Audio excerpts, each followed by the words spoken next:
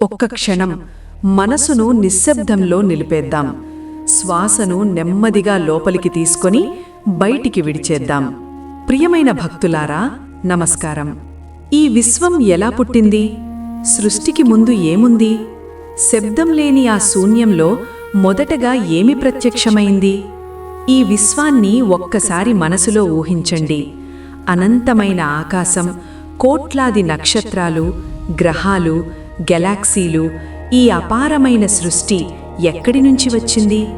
ఈ అంతా మొదలైన ఆ మొదటి క్షణం ఎలా ఉండి ఉంటుంది?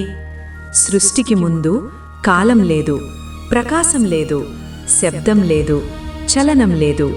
అది ఒక మహా నిశ్శబ్దం, మన బుద్ధికి అందని పరమ శాంతి స్థితి.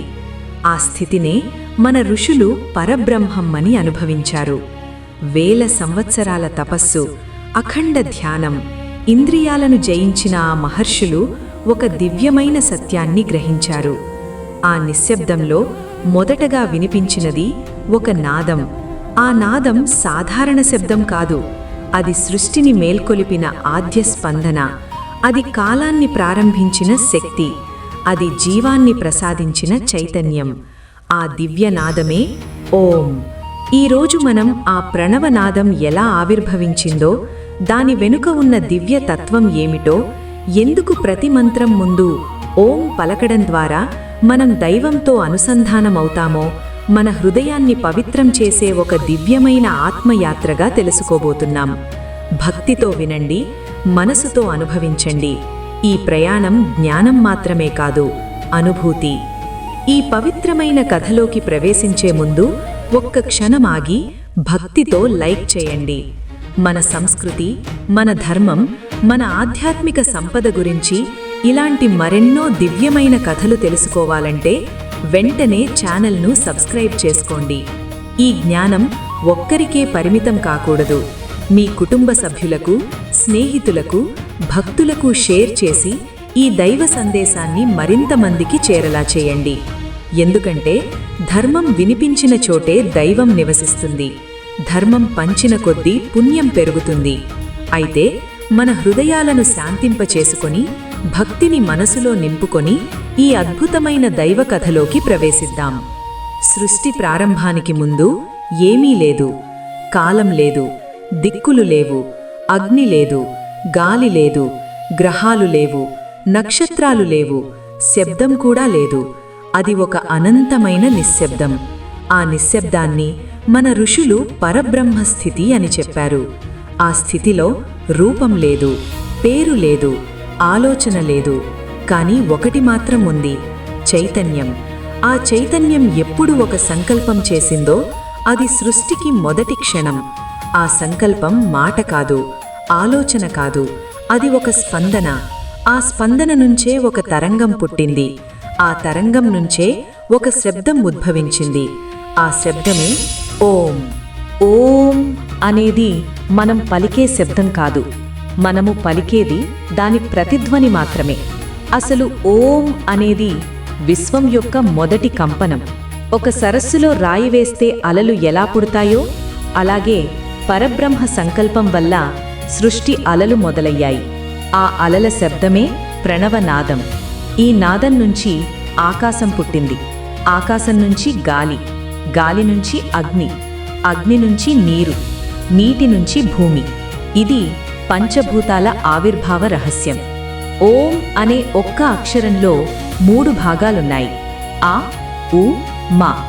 ఈ 3 అక్షరాలు 3 లోకాలు, 3 స్థితులు, 3 దైవతత్వాలను సూచిస్తాయి. ఆ సృష్టి, అది ఆరంభం, జననం, ప్రకాశం, బ్రహ్మతత్వం. ఉ స్థితి, పోషణ, జీవనం, సమతుల్యత, విష్ణుతత్వం.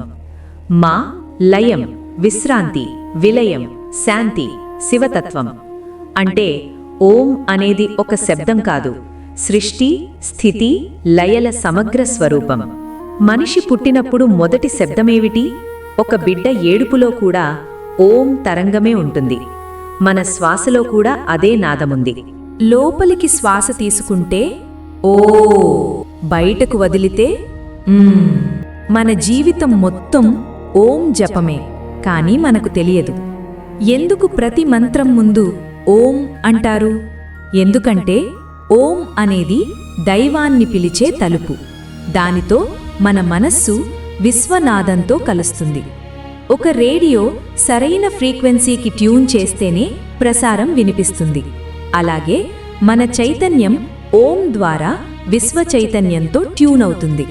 అప్పుడు మన ప్రార్థన దేవుడి దగ్గరకు వెళ్ళదు, మనమే దేవుని స్థితిలోకి ప్రవేశిస్తాము. ఋషులు ఓం జపాన్ని ఎందుకు అత్యున్నత సాధనంగా చెప్పారు? ఎందుకంటే ఓం జపం మన ఆలోచనలను శాంతింపజేస్తుంది, అహంకారాన్ని కరిగిస్తుంది, భయాన్ని తొలగిస్తుంది, కర్మలను శుద్ధి చేస్తుంది, మనస్సును హృదయంలోకి తీసుకెళ్తుంది. ఓం జపించే సమయంలో మన మెదడు నిశ్చలమవుతుంది, హృదయం సాంత్వన పొందుతుంది, శరీరం ప్రకృతి రీతిలో స్పందిస్తుంది. ఇది మంత్రం కాదు, మన అసలు స్వరూపాన్ని గుర్తుచేసే నాదం. ఒక ధ్యానం చేస్తున్న ఋషి ఒకసారి శిష్యుడికి చెప్పాడు, నువ్వు దేవుణ్ణి వెతుకుతున్నావు, కాని దేవుడు శబ్దంగా నీలోనే ప్రతిధ్వనిస్తున్నాడు. ఆ శబ్దాన్ని విను, అదే ఓం. శిష్యుడు అడిగాడు, ఆ శబ్దం ఎలా వినాలి? ఋషి చెప్పాడు, నిశ్శబ్దాన్ని విను. ఓం జపం అంటే పెద్దగా అరవడం కాదు, అది ఒక అంతర్గత ప్రయాణం. జపం చేస్తూ ఉంటే ముందు మనం శబ్దం చేస్తాం, కొద్దిసేపటికి శబ్దం మనల్ని చేస్తుంది, చివరికి శబ్దం కూడా ఉండదు, మిగిలేది శాంతి. ఆ శాంతినే మోక్షమంటారు. ఈ కలియుగంలో ఎందుకు ఓం అత్యంత శక్తివంతమైన సాధనంగా చెప్పారు? ఎందుకంటే మనకు దీర్ఘయజ్ఞాలు చెయ్యలేం, అరణ్యాలకు వెళ్ళి తపస్సు చెయ్యలేం, కానీ శ్వాస ఉంది. శ్వాస ఉన్నంత వరకు ఓం జపం చేయగలం. అందుకే ఇది యుగధర్మం. రోజు కేవలం 11 సార్లు హృదయపూర్వకంగా ఓం జపించండి. మీరు గమనిస్తారు, ఆందోళన తగ్గుతుంది, మనస్సు స్థిరపడుతుంది, ఇంటి వాతావరణం మారుతుంది, నిద్ర ప్రశాంతమవుతుంది, దైవ అనుభూతి దగ్గరవుతుంది. ఎందుకంటే మీరు దేవుణ్ణి పిలవడం కాదు, మీరు ఆయనతో సమన్వయమవుతున్నారు. భక్తులారా, ఓం అనేది మతానికి సంబంధించినది కాదు, అది మానవత్వానికి సంబంధించినది. అది శబ్దం కాదు, అది సృష్టి యొక్క హృదయ స్పందన. మనము ఆ స్పందనతో కలిసినప్పుడు భయం ఉండదు, ఒంటరితనం ఉండదు, సందేహం ఉండదు. ఎందుకంటే మనమే ఆ విశ్వనాదం భాగమని తెలుసుకుంటాం. ఈ రోజు నుండి ప్రతి ఉదయం లేవగానే కళ్ళు మూసుకొని 3 సార్లు ఓం పలకండి. మీరు ప్రార్థన చేయకపోయినా పర్వాలేదు, ఆ 3 నాదాలు మీ జీవితాన్ని మార్చడం ప్రారంభిస్తాయి. చివరిగా మనం కలిసి ఒక్కసారి జపిద్దాం.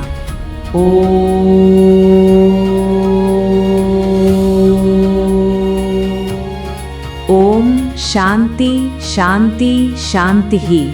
ఈ దివ్య జ్ఞానం మీకు ఉపయోగపడితే తప్పకుండా లైక్ చేయండి.